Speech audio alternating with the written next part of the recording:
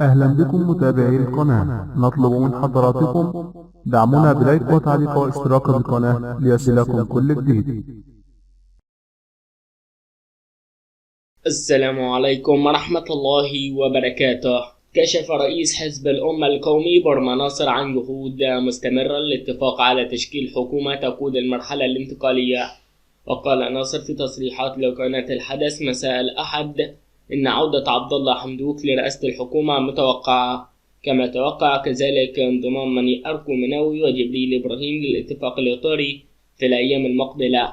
وأقر برما ناصر باتصالات وصفها بالمبشرة بين مركزي الحرية والتغيير والكتلة الديمقراطية.